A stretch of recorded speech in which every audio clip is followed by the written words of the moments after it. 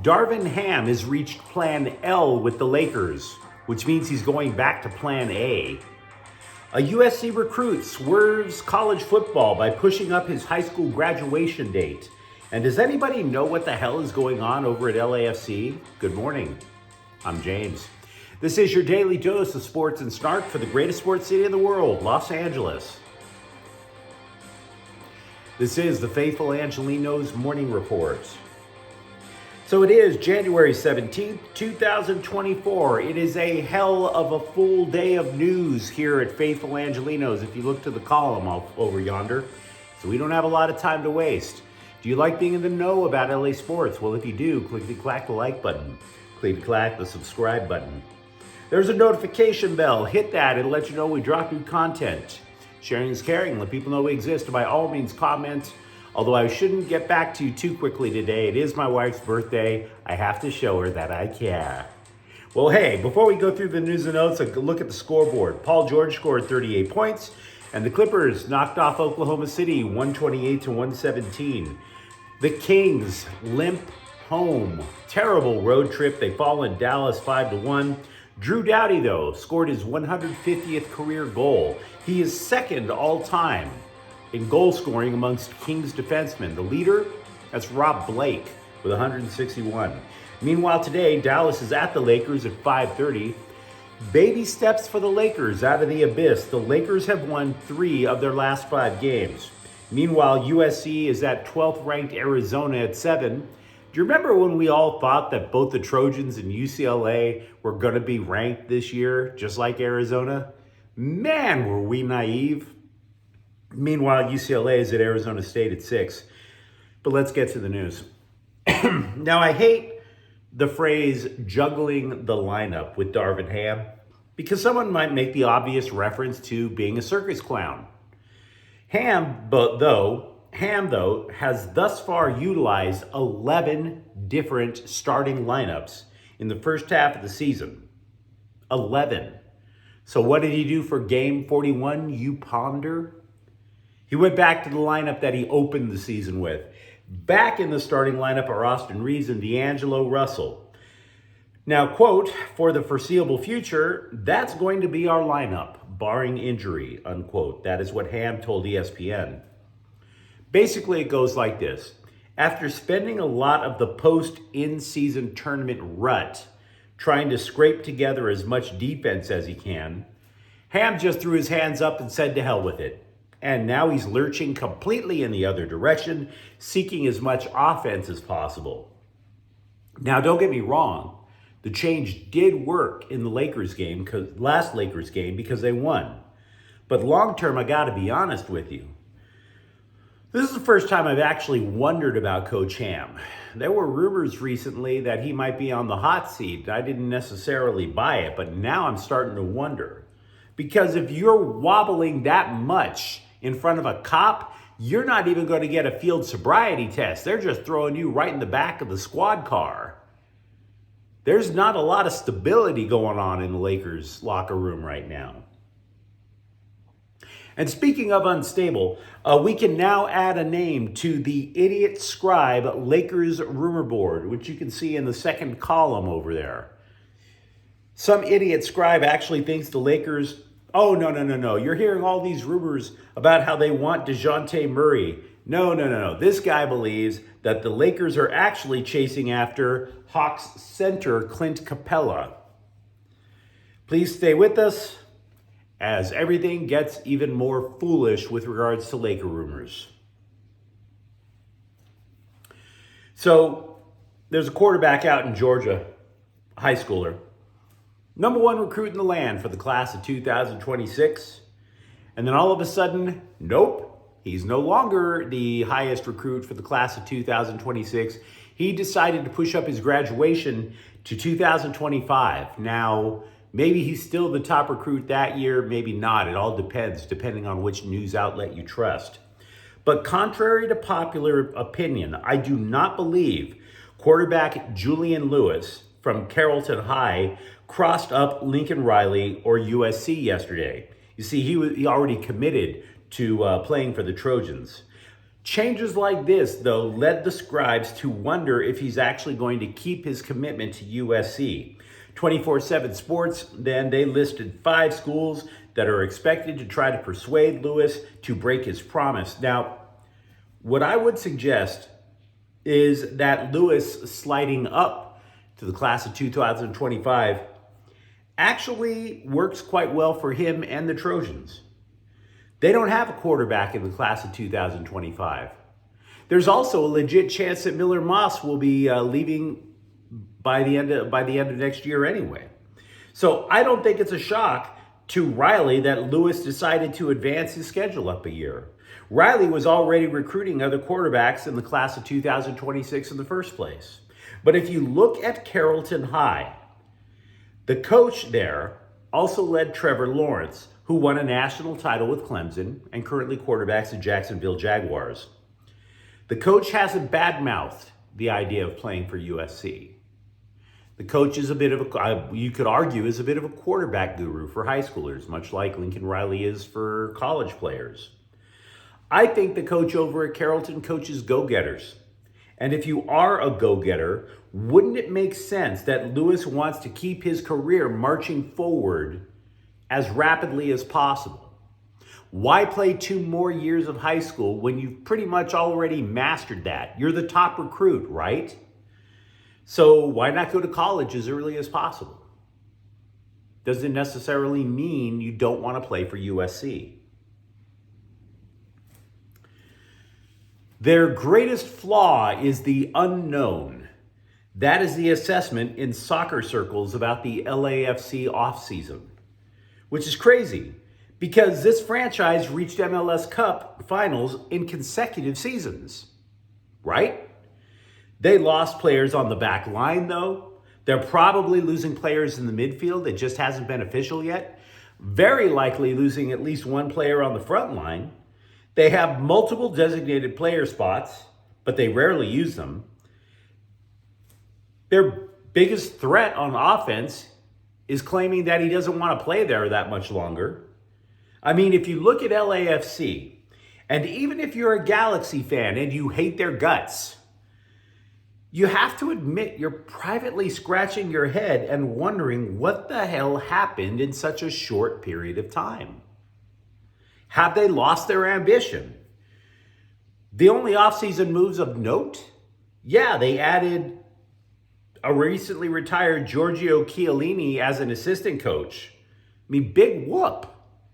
And we also know that they signed a Premier League goalie, Hugo Lloris, to come over and play here, which is okay. But if you don't have a back line in front of you, it doesn't matter what your goaltending pedigree is. We know that Carlos Vela is also out of contract. He's been a designated player with LAFC since before the Black and Gold even played a match. But he's not there. There's a lot of players that you would expect to be there that aren't there, and training camp is merely days away. Does anybody... Right now, the Galaxy looks significantly more stable than the team that went to MLS Cup in each of the last 2 years. Does anybody want to let me know what the hell's going on with that team? I'd love to hear it. What is the plan? I'm trying not to troll Chargers fans as much as I am urging you to be patient. Jim Harbaugh has interviewed with the Atlanta Falcons. Now, the press, they have launched this Chargers or nobody narrative with regards to Jim Harbaugh. And it's not just Bill Plaschke caterwauling in the LA Times. You will see it in the national news. You'll see it on CBS Sports. You'll see it on ESPN. So when I mention all along that Harbaugh might be using the Chargers as a negotiating ploy with University of Michigan, where he already coaches, or is basically just trying to get a bidding war across the NFL for his services, this is what I meant. It's not Chargers or nobody. But if you're a Chargers fan, I would still ask you to be of good cheer, because the Chargers didn't put all their eggs in the Harbaugh basket either. For example, they interviewed a 9th candidate for the head coaching gig, Brian Callahan. Cincinnati's offensive coordinator.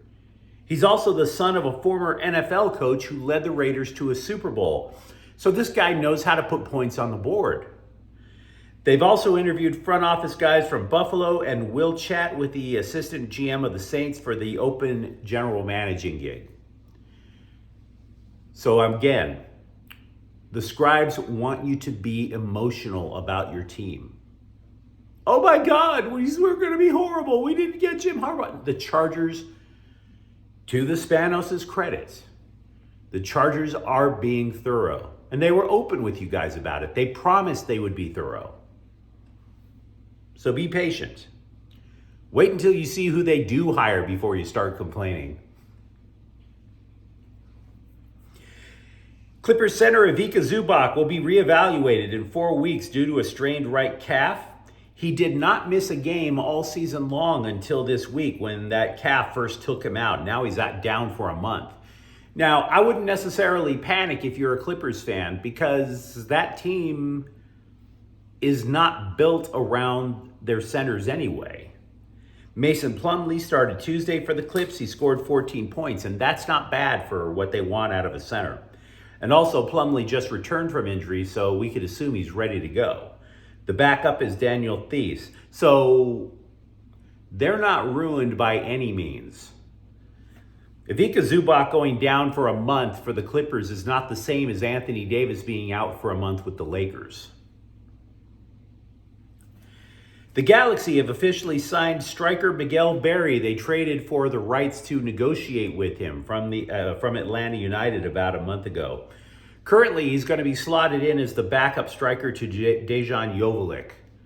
But we're going to have to find out how that shakes out during training camp. Meanwhile, LA Times soccer reporter / columnist Kevin Baxter chased down two Galaxy legends for their take on both the demise of MLS's signature franchise and the new rebuild under general manager Will Kuntz. But I have to be honest with you about that, because I did read it and I like Kevin Baxter. And I have nothing but love and respect for Landon Donovan and Alexi Lawless. They weren't just Galaxy legends, they're U.S. national team legends. But for them to tell me that the fall from grace was lousy to look at, no duh. And even weirder, Mr. Lawless, Mr. Donovan, you didn't watch every game like I had to watch every game. You know? You weren't there during the supporters boycott. Your help would have actually been very nice to have during the whole Klein out saga last year. For that matter, if the Klein out movement wasn't so damned fervent, nobody in the national press would have mentioned it. And that includes Alexi Lawless, who works for Fox Sports. None of them advanced the cause. Now, I will say this, Lawless did give a fair assessment of the current Galaxy mindset, which is to rebuild through younger South American players instead of giving European veterans this golden parachute retirement contract. Quote, having a plan obviously is prudent. It's smart. It makes business sense. However, with how the Galaxy have established themselves, I don't give a crap about the next couple of years. If I'm a customer and I am paying for this product, I want to see quality. This is Los Angeles. If you're telling us, just give it some time, this is a process, you'll lose patience very quickly, unquote. Lawless is exactly right. He's absolutely on target with that assessment. Absolutely. There's not a lot of patience. If LAFC was floundering around for the first couple of years, this El Tráfico rivalry would not be a rivalry. So, yeah, we insist on excellence. I've been reading the obituaries on the Rams season. Now, as you guys know, I'm a former scribe. And in sports writing, we often refer to the obit of a team as a story that basically says where they missed the mark this year, what they need to address for next. Here is what's ridiculous about the obit for the Rams on CBSSports.com. They asked if the Rams should rebuild or reload. To which I asked, Were you morons on shrooms last offseason? You didn't see what the Rams did to their roster? They got rid of Jalen Ramsey, Bobby Wagner. Hell, they got rid of anybody on defense that wasn't named Aaron Donald. They got rid of wide receiver Allen Robinson II. Was that not enough of a teardown for you? Did they not tear it down enough to your satisfaction? I mean, my God, what do you want them to do? Take the rest of the roster and drown them in a vat of sulfuric acid? What kind of a stupid take is that? Just do your best to try to find the quarterback of the future because Matthew Stafford's in his late 30s and move on with your lives. Unbelievable. MLB.com is going through the top 10 list for each position. Teoscar Hernandez might be the most unheralded Dodgers acquisition because he's considered the 8th best right fielder in the game. And I mean, I didn't know that, right? That he was that highly regarded in right. We could have surely guessed the Dodgers have a top 10 catcher in Will Smith, which, by the way, they do. For his part, Hernandez told the LA Times that he was surprised nobody offered him a decent multi-year deal. Remember, he signed for the Dodgers for 1 year at $23 million. The Athletic said Boston did offer him 2 years, but that was for $28 million total. So he chose the Dodgers deal because even though it's just for 1 year, he's guessing that he's going to be able to pad his numbers in that lineup and have a lot more fun winning. Can you blame him for thinking that way? Now, for the most part, Dodgers GM Brandon Gomes said he is baffled by why nobody is going strong after Hernandez, or for that matter, any other free agent out there on the board. I think he knows the answer. I think he's kind of pulling our legs. He just won't tell it to us. Because there are 2 reasons, in my opinion, why all these free agents are out there and they haven't signed yet. 1, many teams rely heavily on the income that they would get from Bally Sports Network, the local TV sports things that you would see across the country. But that dried up. People are streaming their content now, and therefore the cable money has dropped precipitously. And the second reason is that Scott Boras represents many of the guys at the top of that board. The so-called super agent likes to wait until the last minute, hoping to get teams to panic buy into his clients. A couple of days ago, we were talking about how the Dodgers seem to have no limit to the money that they want to spend. They do, we just don't know what the hell it is. You can only comprehend the amount of money the Dodgers spend if you're like blasted out of your gourd on hallucinogens. But theoretically, the Dodgers could utilize many of their depth pieces in a trade. So keep that thought in mind. If they want to make one more swing, Miguel Vargas comes to mind. So do all of those pitchers that got a taste of the majors last year, like a Gavin Stone, or maybe even outfielder Andy Pages. I bring that up because we can yet add another name to the idiot scribe Dodger rumor board behind me. Somebody from the Belcher Report thinks that they're going to go after reliever David Robertson. Dude pitched with the Mets and the Marlins last year. Wasn't bad. ERA of about 3. More strikeouts than innings pitched. But please note the number of names that the scribes have thrown out during this offseason. 42 players linked to the Dodgers either in trades or free agency. And please notice that out of all those 42 names, they have only hit on 5. Not exactly the brightest in terms of projecting, wouldn't you say? Despite their current disturbing swoon, the Athletic has named 2 Kings players in the top 5 most improved hockey players this season. Trevor Moore, rated the 2nd most improved player in the game, because who the hell he would have thought that he would be the guy who would be leading the Kings in goal scoring. I'm sorry, my apologies, 2nd in terms of goal scoring. He has 20 goals this year, and that is only the 2nd time in his career that he scored more than 10. Now, to be clear, the Athletic does not think that he can keep up this pace, because that would mean you are going to register a 40-goal season. That seems a little far-fetched. Also, Quinton Byfield is the 5th most improved player this season.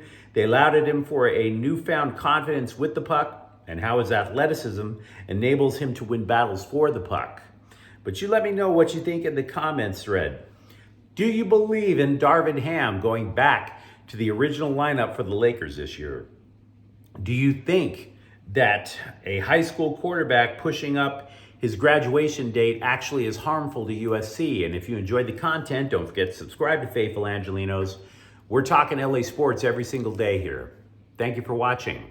I'm James. We'll be back tomorrow. Faithful Angelenos is a Kian Corte El Queso production. Take care.